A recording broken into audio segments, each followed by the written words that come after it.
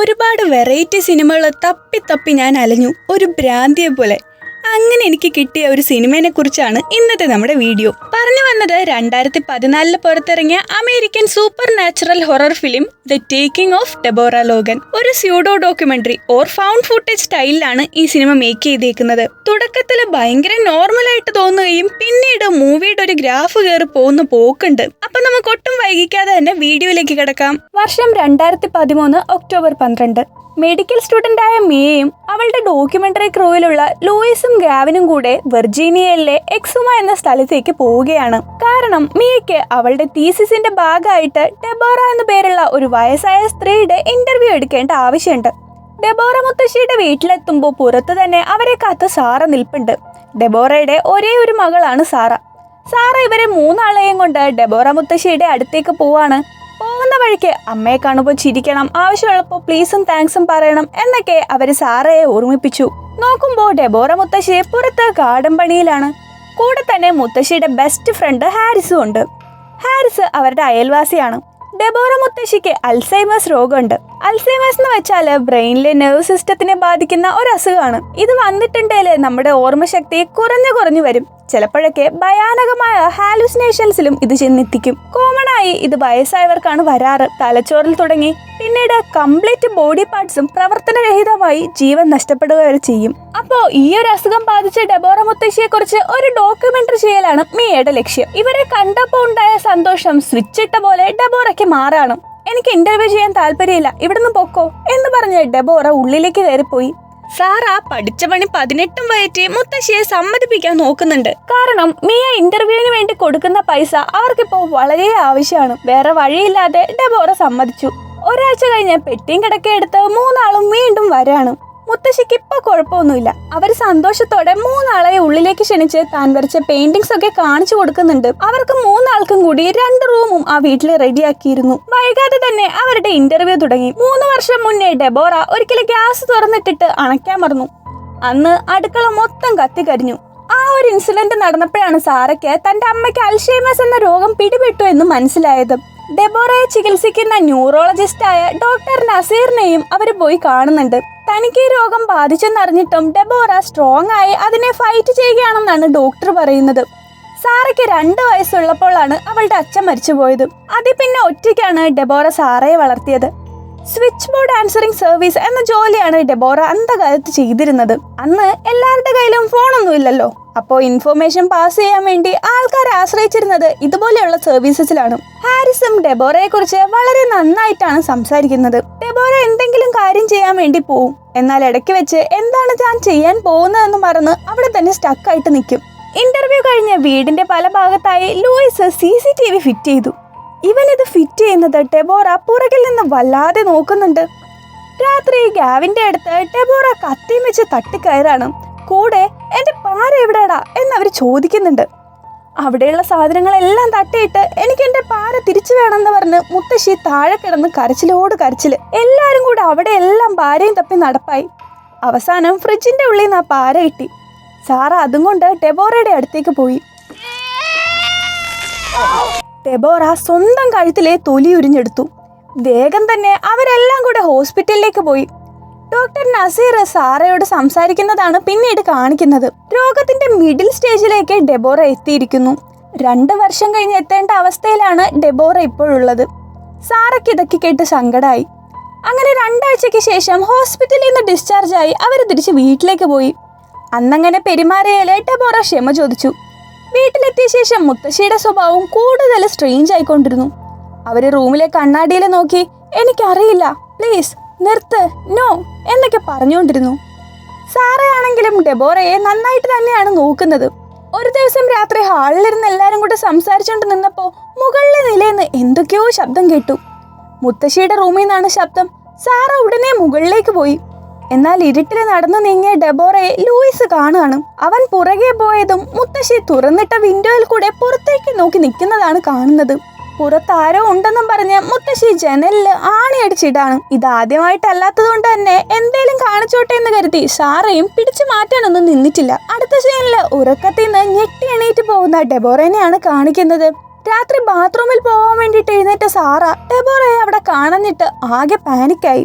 വീടിനുള്ളിലൊന്നും ഡെബോറയെ കാണുന്നില്ല. ഇതേ സമയം ആ ആണയിട്ടടച്ച വിൻഡോ തുറന്നു കിടക്കുന്നത് ഗാവിൻ കണ്ടു. ജനലിന് പുറത്ത് ഡെബോറ ഇട്ടിരുന്ന റോബും കിടപ്പുണ്ട്. വേഗം തന്നെ എല്ലാരും കൂടെ പുറത്തു പോയി നോക്കാണ്. അവിടെ ഒരു ചുള്ളിക്കമ്പം കൊണ്ട് മണ്ണിൽ കുഴിച്ചുകൊണ്ടിരിക്കുകയാണ് ഡെബോറ. കൂടെ ഭയങ്കരമായിട്ട് അലറുന്നുണ്ട്. പിന്നെ വല്ലവിധേനയും അവര് മുത്തശ്ശിയെ കൂട്ടിക്കൊണ്ടുവന്നു. കയ്യിൽ നിറയെ ചെളിയും ചോരയും. മിയ അതൊക്കെ കഴുകി കൊടുക്കുമ്പോൾ ഡെബോറ വല്ലാത്തൊരു രീതിക്ക് മിയയെ നോക്കിക്കൊണ്ടിരുന്നു. പിന്നീട് സ്ട്രേഞ്ച് ആയ ഒരു കാര്യം CCTVയിൽ ഗാവിൻ കണ്ടു. ഇതവൻ ബാക്കിയുള്ളവരെയും വിളിച്ച് കാണിച്ചു കൊടുത്തു. അടുക്കളയിൽ എന്തോ ചെയ്തുകൊണ്ടിരിക്കുകയാണ് ഡെബോറ. അടുത്ത സെക്കൻഡിൽ അവർ സ്ലാബിന്റെ മുകളിൽ നിൽക്കുന്നു. ഇതൊരു ഗ്ലിച്ച് ആവാൻ ഒരു സാധ്യതയില്ല. കാരണം ടൈമർ കറക്റ്റായിട്ട് ഫൂട്ടേജിൽ കാണിക്കുന്നുണ്ട്. ഇതിനൊരു ലോജിക്കലായിട്ടുള്ള എക്സ്പ്ലനേഷൻ കണ്ടെത്താൻ അവർക്ക് സാധിക്കുന്നേയില്ല. രാവിലെ നോക്കുമ്പോൾ അയ്യത്ത് കുറേ കുഴികൾ ഡെബോറ കുഴിച്ചിട്ടിട്ടുണ്ട്. ഹാരിസ് കാര്യങ്ങളൊക്കെ അറിഞ്ഞ് കുറച്ചു നാളത്തേക്ക് ഈ ഡോക്യുമെന്ററിയൊക്കെ നിർത്തിവെക്കാൻ സാറയെ ഉപദേശിച്ചു. പക്ഷെ പൈസയുടെ കാര്യം കാരണം സാറ അത് നിരസിച്ചു. മുത്തശ്ശി ഒന്ന് ഓക്കെ ആയപ്പോൾ അവർ വീണ്ടും ഇന്റർവ്യൂ തുടങ്ങി. സംഭവിച്ച കാര്യങ്ങളുടെ CCTV ഫൂട്ടേജ് കാണിച്ചു കൊടുത്തതും ഇതൊക്കെ ഞാനാണോ ചെയ്തത് എന്ന് ചോദിച്ച് ഡെബോറ കരയാൻ തുടങ്ങി. പൊടുന്നനെ ഡെബോറ ക്യാമറയിലേക്ക് ചാടി ആക്രമിക്കാൻ തുടങ്ങി. പിന്നെ തറയിൽ കിടന്ന് കരയാൻ തുടങ്ങി. ഡെബോറയെ വീണ്ടും ഹോസ്പിറ്റലിൽ അഡ്മിറ്റാക്കി. ഡോക്ടേഴ്സ് ഒരുപാട് ടെസ്റ്റുകൾ നടത്തി. എന്നാൽ അവർക്ക് എന്താണ് സംഭവിക്കുന്നതെന്ന് മനസ്സിലാക്കാൻ കഴിഞ്ഞില്ല. ഒരു തരം ഇൻഫെക്ഷനും ഡെബോറയുടെ ശരീരത്തിൽ അവർ ശ്രദ്ധിച്ചു. ഡോക്ടർ നസീർ കുറച്ച് പസിൽസ് ഒക്കെ വെച്ച് ഓരോ രൂപങ്ങൾ ഉണ്ടാക്കാൻ പറയുമ്പോൾ ഡെബോറയ്ക്ക് അത് പറ്റുന്നില്ല. ആകെ വല്ലാണ്ടായ ഡെബോറ സ്വന്തം കയ്യിലെ തൊലി ഉരിഞ്ഞ് പൈശാചികമായി അലറാൻ തുടങ്ങി. ഈ കാര്യങ്ങളൊന്നും അൽസൈമേഴ്സുമായിട്ട് ബന്ധപ്പെട്ടതല്ല എന്നാണ് ഡോക്ടർ പറയുന്നത്. കൂടുതൽ കാര്യങ്ങൾ അറിയാൻ അവർ സ്പെഷ്യലിസ്റ്റിന്റെ സഹായം തേടുന്നുണ്ട്. കുറച്ച് ദിവസത്തെ ബ്രേക്കിന് ശേഷം തിരിച്ചെത്തിയ മിയയും ഫ്രണ്ട്സും കാണുന്നത് ഒരു റൂമിൽ കിടന്ന് അലറുന്ന ഡെബോറേനെയാണ്. മുത്തശ്ശി കണ്ണിൽ കാണുന്ന കുട്ടി സാധനങ്ങളൊക്കെ എടുത്ത് വായിലിടുകയാണ്. വല്ലവിധേനയും ഹാരിസും സാറയും ചേർന്ന് അതെടുത്ത് കളഞ്ഞു. അടുത്ത ദിവസം വീട്ടിനുള്ളിലെ ഈ വക സാധനങ്ങളെല്ലാം അവർ പൊതിഞ്ഞു കെട്ടി വെക്കുകയാണ്. അപ്പോൾ വീട്ടിനുള്ളിൽ ഒരു കറുത്ത പാമ്പിനെയും അവർ കണ്ടു. ഒരു ദിവസം ആരും അറിയാതെ ഗാവിൻ ഡെബോറേന്റെ പെയിന്റിംഗ് ഒക്കെ വെച്ചിരുന്ന റൂമിൽ പോയി. അവിടുത്തെ മിക്ക പെയിന്റിങ്സിലും ഒരു കറുത്ത രൂപം കോമൺ ആയിട്ടുണ്ട്. അവനിത് കണ്ട് ചെറുതായിട്ട് പേടിയാവുന്നുണ്ട്. തന്റെ കയ്യിലിരുന്ന ഒരു കുരിശമാല അവൻ ആണിയടിച്ച് ആ ജനലിൽ തൂക്കിയിട്ടു. തിരിഞ്ഞു നോക്കിയപ്പോ ദേ നിൽക്കുന്നു ഡെബോറ മുത്തശ്ശി. അവരുടെ ആ തുറച്ച നോട്ടം കണ്ട് പേടിച്ചു പോയ ഗാവിനെ പിന്നെയും അത്ഭുതപ്പെടുത്തിക്കൊണ്ട് ആ ജനല് ഒറ്റ സെക്കൻഡില് സ്വയം തുറക്കാണ്. അവൻ ഇവിടുന്ന് പേടിച്ചോടി മിയയ്ക്ക് ഈ ഫൂട്ടേജ് കാണിച്ചു കൊടുത്തു. അവൾക്കും ഇതൊന്നും ഉൾക്കൊള്ളാൻ പറ്റുന്നില്ല. എന്നാൽ വയസ്സായ ഒരു സ്ത്രീയെ ഇത്രയൊക്കെ പേടിക്കേണ്ട ആവശ്യമുണ്ടോ എന്ന് ചോദിച്ച് അവൾ അത് കാര്യമായിട്ട് എടുത്തില്ല. ഇതെല്ലാം കണ്ട് പേടിച്ചു പോയ ഗാവിൻ തനിക്കിനി ഇരട്ടി പൈസ തന്നില്ലെങ്കിൽ ഈ പരിപാടി നിർത്തി പോവെന്ന് പറഞ്ഞു. വേറെ വഴിയില്ലാതെ മിയ സമ്മതിച്ചു. കാരണം അവൾക്ക് ഈ തീസിസ് കംപ്ലീറ്റ് ആക്കിയാലേ പറ്റുള്ളൂ. അന്ന് രാത്രി ഡെബോറ കട്ടിലിൽ നിന്നീറ്റ് നടക്കാണ്. അപ്പോൾ വീട് മുഴുവനും ബെല്ല് റിംഗ് ആവുന്ന ഒരു ശബ്ദം കേട്ട് എല്ലാവരും എഴുന്നേറ്റു. ആ പഴയ സ്വിച്ച് ബോർഡ് സിസ്റ്റം ആരോ ഓപ്പറേറ്റ് ചെയ്യാണ്. അതിൽ നിന്നാണ് ഈ ഒരു ശബ്ദം കേൾക്കുന്നത്. ആ സാധനം വെച്ചിരിക്കുന്ന ആറ്റിക് റൂമിലേക്ക് ചെന്നതും അവിടെ വസ്ത്രങ്ങളൊന്നും ഇല്ലാണ്ട് സ്വിച്ച് ബോർഡ് ഓപ്പറേറ്റ് ചെയ്യാണ് ഡെബോറ. അമ്മ എന്തായി കാണിക്കുന്നതെന്ന് ചോദിച്ച് സാറ അടുത്തേക്ക് പോയതും ഡെബോറ ഒരു ഡീമോണിക് വോയിസിൽ എന്തൊക്കെയോ പറഞ്ഞ് സ്വിച്ച് ബോർഡിൽ കുത്താൻ തുടങ്ങി. അപ്പോൾ ഷോർട്ട് സർക്യൂട്ടായി അവിടെ ഒരു സ്പാർക്ക് വരാണ്. വേഗം തന്നെ അവർ ഡോക്ടറിനെ വിളിച്ചു. വളരെ കഷ്ടപ്പെട്ടാണ് അവർ മുത്തശ്ശിയെ ഒന്ന് കാം ഡൗൺ ആക്കിയത്. ഇനിയും ഇതുപോലെ എന്തെങ്കിലും സംഭവിച്ചാൽ യൂസ് ചെയ്യാൻ വേണ്ടിയിട്ട് ഒരു സെഡക്റ്റീവ് ഡോക്ടർ സാറയ്ക്ക് കൊടുത്തിട്ട് പോവാണ്. സ്വിച്ച് ബോർഡിൽ 337 എന്ന നമ്പറിലേക്ക് കണക്ട് ചെയ്യാൻ വേണ്ടിയാണ് ഡെബോറ ശ്രമിച്ചത്. അടുത്ത ദിവസം ഗാബിൻ ഡെബോറ ഇന്നലെ പറഞ്ഞത് ഫ്രഞ്ച് ആണെന്ന് മനസ്സിലാക്കി അത് ട്രാൻസ്ലേറ്റ് ചെയ്തു. അതിൽ നിന്ന് പാമ്പിനെ കുറിച്ചും ബലി കൊടുക്കുന്നതിനെ കുറിച്ചുമൊക്കെയാണ് പറയുന്നതെന്ന് മനസ്സിലാക്കാം. എന്നാൽ തൻ്റെ അമ്മയ്ക്ക് ഫ്രഞ്ച് അറിയില്ലെന്നാണ് സാറ പറയുന്നത്. അവൾക്ക് ഈ ഓഡിയോ മുഴുവൻ കേൾക്കാനുള്ള മനോബലം പോലും ഉണ്ടായിരുന്നില്ല. അവൾ ഈ കാര്യം ഹാരിസിനോട് പറഞ്ഞപ്പോൾ ആ 3 പിള്ളേര് കാരണമാണ് ഡെബോറയുടെ നില വഷളാകുന്നത്. വേഗം അവരെ പറഞ്ഞു വിടാൻ പറയാണ്. കൂടാതെ തൻ്റെ ട്രക്ക് വിറ്റിട്ടാണേലും ആവശ്യമുള്ള ഫണ്ട് കൊടുക്കാമെന്നും ഹാരിസ് പറഞ്ഞു. എന്നാൽ അവർ 3 പേര് ഇവിടെ ഉള്ളയാണ് സാറയ്ക്ക് ആകെ ഒരു ആശ്വാസം. അതുകൊണ്ട് തന്നെ അവരെ പറഞ്ഞു വിടാൻ സാറയ്ക്ക് മനസ്സ് വന്നില്ല. പിന്നീട് അവർ ആറ്റിക്കിൽ തപ്പിയപ്പോൾ ഈ സ്വിച്ച് ബോർഡ് പണ്ട് കോൺടാക്ട് ചെയ്തവരുടെ ഡീറ്റെയിൽസ് അടങ്ങിയ ഒരു ബുക്ക് കിട്ടി. 337 എന്ന നമ്പറിൻ്റെ ഒഴികെ ബാക്കി എല്ലാ നമ്പേഴ്സിൻ്റെ ഡീറ്റെയിൽസ് അതിലുണ്ട്.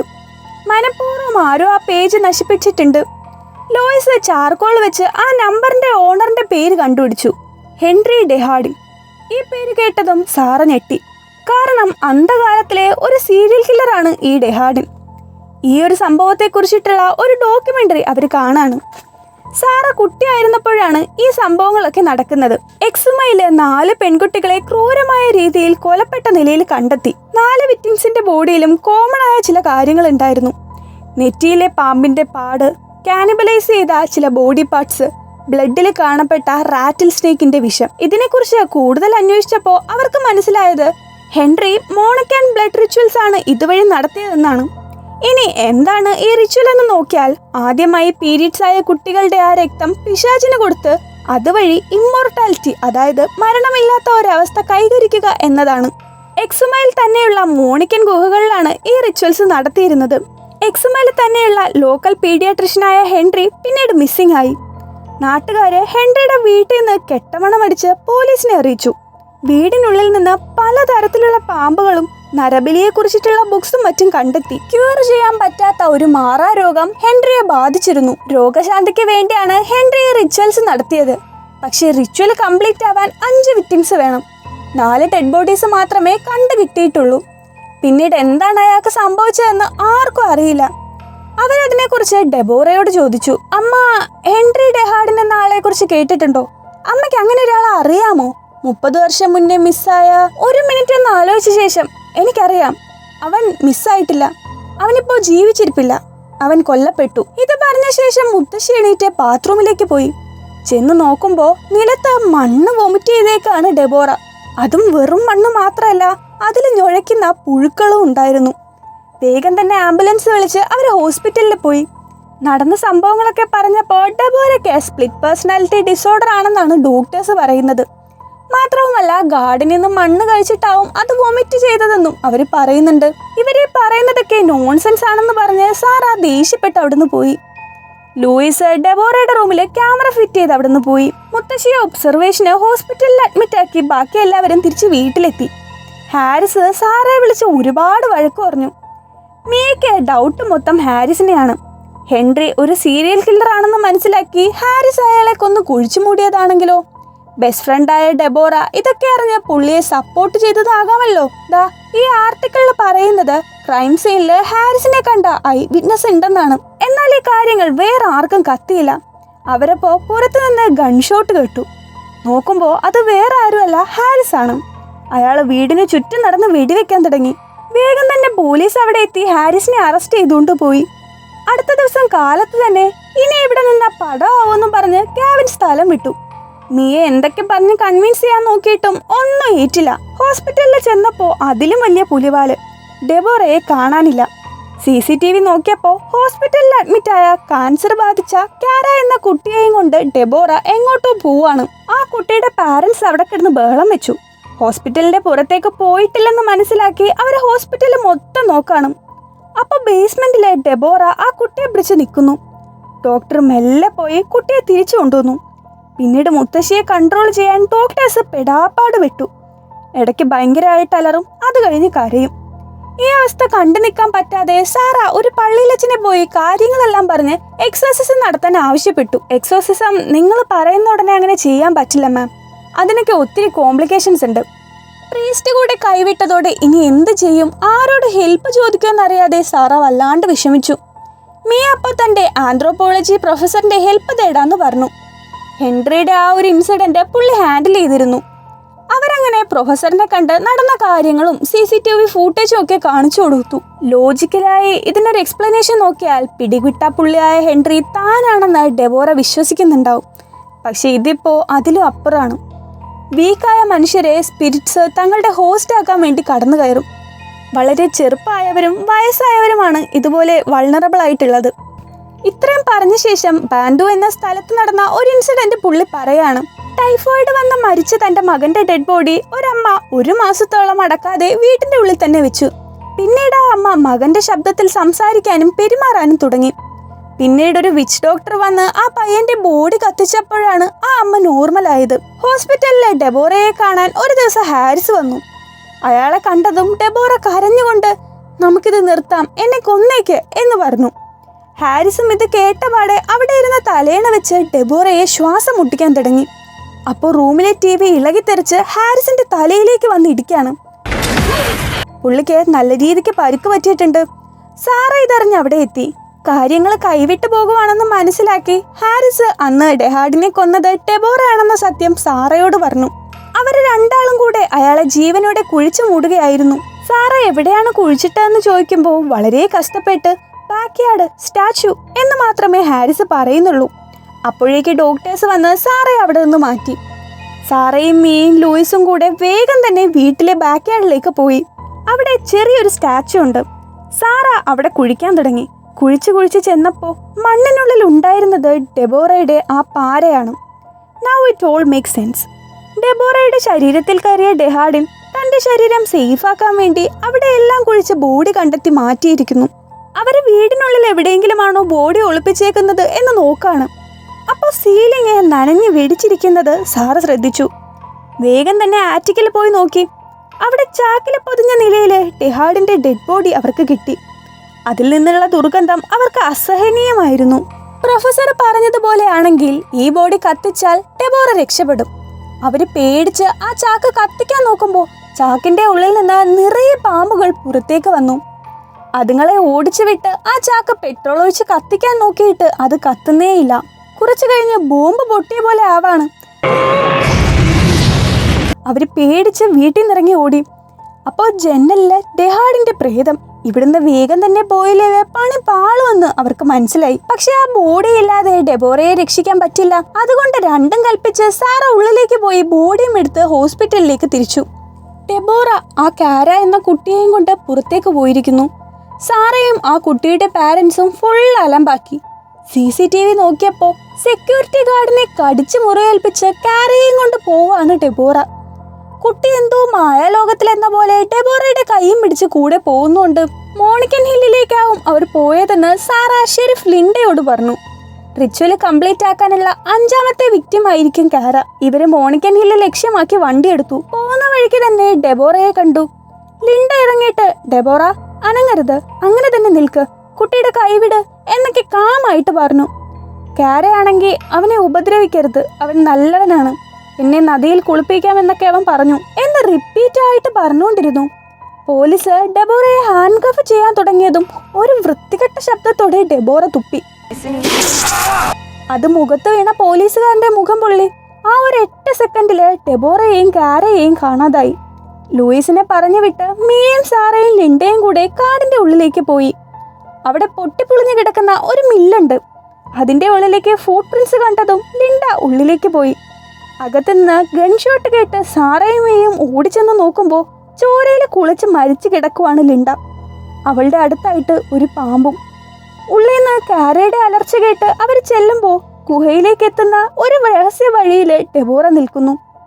ഡോക്ടർ കൊടുത്ത സെഡക്റ്റീവുമായി സാറ ചെന്നതും ഡെബോറ അവരെ ആക്രമിച്ച് വീണ്ടും അവിടെ നിന്ന് അപ്രത്യക്ഷമായി. സാറ തൻ്റെ കയ്യിലെ തോക്ക് പുറത്തെടുത്തു. അവ്യക്തമായ ചില ശബ്ദങ്ങൾ പിന്തുടർന്നു പോയതും അവര് ഭയാനകമായ ഒരു കാഴ്ച കണ്ടു. ഒരു പാമ്പ് ഇരയെ വിഴുങ്ങുന്നത് പോലെ ഡെബോറ കാരയെ വായിനുള്ളിലേക്ക് കയറ്റുന്നു. സാറ മുകളിലേക്ക് നോക്കി വെടിവെച്ചു. ഡെഹാഡിനെ ജയിക്കാൻ വിടരുത്, ഫൈറ്റ് ചെയ്യാമ്മ എന്ന് സാറ അലറിക്കൊണ്ടിരുന്നു. ഒരു നിമിഷത്തിൽ സ്വബോധം തിരിച്ചു കിട്ടിയ ഡെബോറയെ സാറ ഇഞ്ചക്ഷൻ കൊടുത്ത് മയക്കി. ശേഷം വേഗം തന്നെ തന്റെ കൂടെ കരുതിയിരുന്ന ഡെഹാഡിന്റെ ശരീരം അവിടെ ഇട്ട് കത്തിച്ചു.